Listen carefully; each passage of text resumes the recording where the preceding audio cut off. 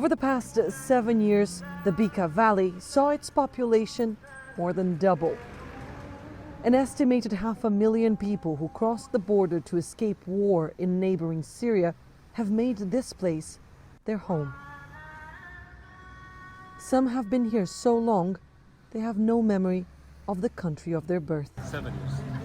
So, does he remember Syria?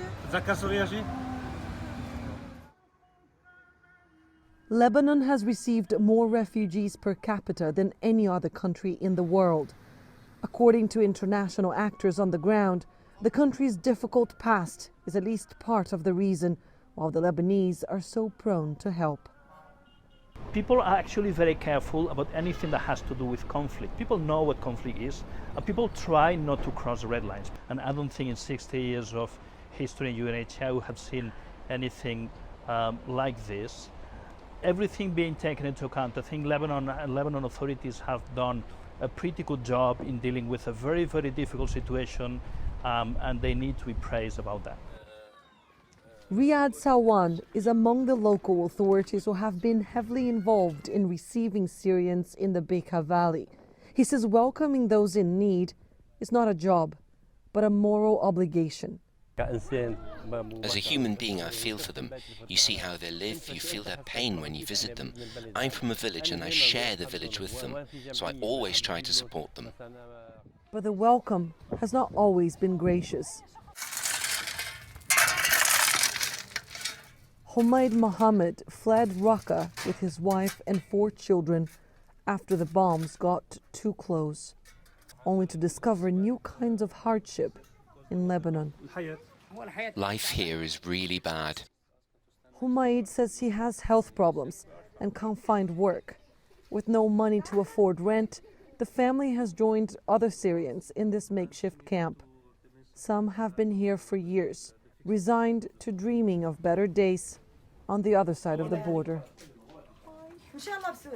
I would like for my children's future to be in Syria because it's where we belong. It's our country. 7 years of war in Syria have displaced more than half the country's population.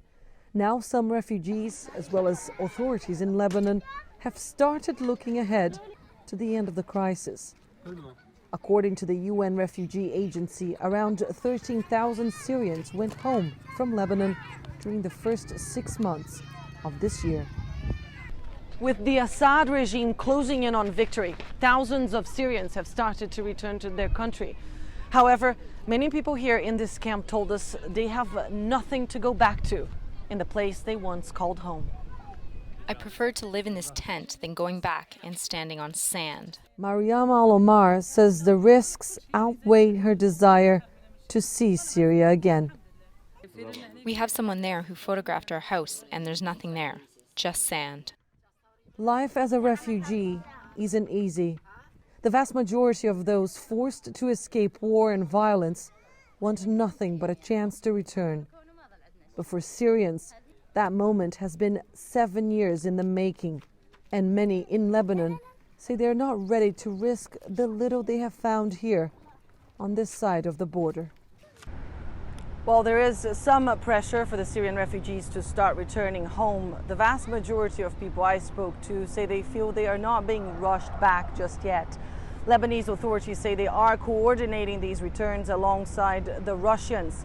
But for Syrians, it's still too early to return. Some of the people I spoke to told me they don't feel it's safe to go back home just yet. They would like to see at least Syria being rebuilt before they can think of a future in their home country.